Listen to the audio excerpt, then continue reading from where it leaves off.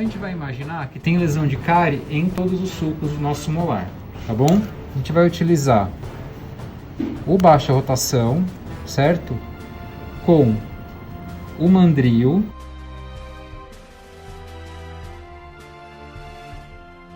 Entrou, certo? O mandril e podemos utilizar uma broca. Aqui nós temos uma 330. Se vocês forem observar a 330, ela já vai ter aquele formato que vai deixar a cavidade retentiva. Então a extremidade dela, aqui, esta região, é mais larga do que essa parte, onde acaba o corte. Então se eu entrar com ela bem retinha, tá certo? Eu vou conseguir fazer meu preparo. Eu vou empurrar ela aqui com muito cuidado para não quebrar a ponta ativa, tá certo? O nosso objetivo é entrar com ela bem retinha, tá certo? A câmera ela tá ligeiramente inclinada, que é para vocês poderem ver o que acontece, porque se eu colocasse bem de cima, teoricamente a gente não conseguiria ver, tá certo? Eu tenho que entrar nessa posição. Então a gente vai trabalhar inclinado, que é para que vocês possam ver o que acontece. Então, tá girando. A gente tem que checar se ele tá girando para o lado correto, certo? O lado correto é esse. Vocês estão vendo a bolinha? Então tá ok. Então a gente simplesmente vai posicionar e vai com a mão bem firme começar a fazer o nosso preparo. A gente pode começar a fazer o preparo pela fosseta, porque já é a parte mais profunda, tá certo? Se fosse um dente rígido, que não tivesse cavidade, mas tivesse lesão de cárie em dentina, que às vezes acontece, como no caso de uma lesão de cárie oculta, vocês teriam que acessar primeiro com a ponta diamantada em alta rotação, para depois fazer o preparo, tá? Então vamos, ó, a gente penetra, estão vendo? E aí a gente vai puxando o nosso preparo por toda a extensão que tem lesão de cárie, que por um acaso é no sulco.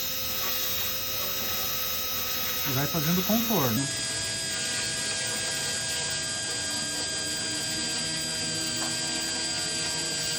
Mantendo sempre na mesma altura. E uma das coisas que a gente tem que fazer é preservar áreas de reforço do dente, as vertentes de cúspide e as cristas marginais, no caso do dente molar. Então vamos lá.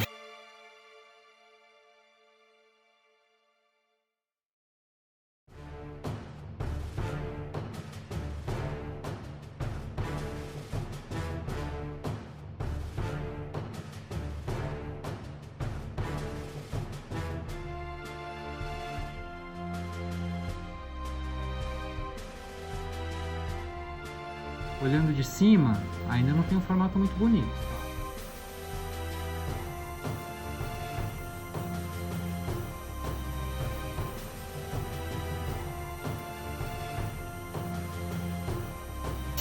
Então eu estou mantendo ela sempre na mesma altura, certo?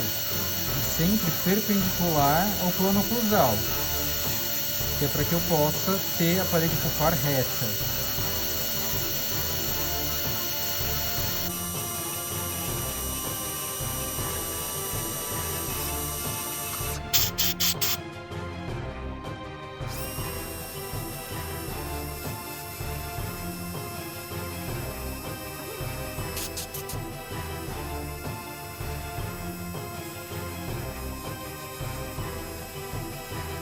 E aí, o ideal é que a minha cavidade fique com no mínimo 2 milímetros de profundidade, certo? Para eu ter forma de resistência do amálgama, tá certo? E eu pedi para vocês comprarem uma sonda milimetrada, justamente para a gente poder testar a profundidade. Então, se alguém quiser, pode pegar uma sonda milimetrada e a gente testa aqui, para ver que já tá bom. Mas, a ponta ativa da broca, ela já tem mais ou menos esse tamanho. Então, ela também serve como parâmetro, tá?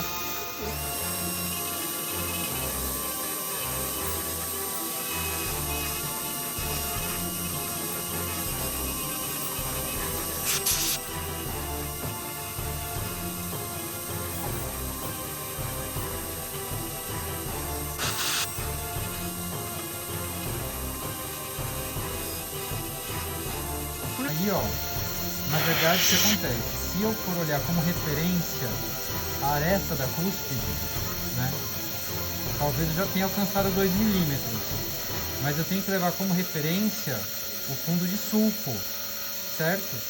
Que é onde o meu amálgama vai estar mais profundo e ele precisa ter a espessura de 1,5 mm, 2, tá bom? E a questão da profundidade maior que a largura começa a ficar um pouco complexa, porque a minha cavidade ela tem uma largura enorme no sentido médio distal.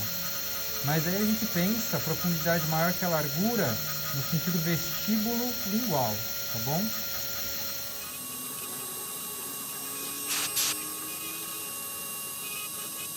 E aí a gente vai passando até regularizar toda a cavidade. Agora dá uma aprofundada aqui, sem querer.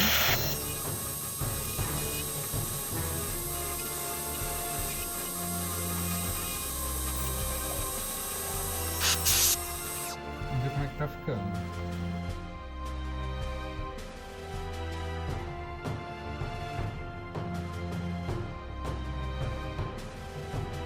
Então, vamos agora terminar de regularizar o nosso preparo, certo? E aprofundar mais nas proximais.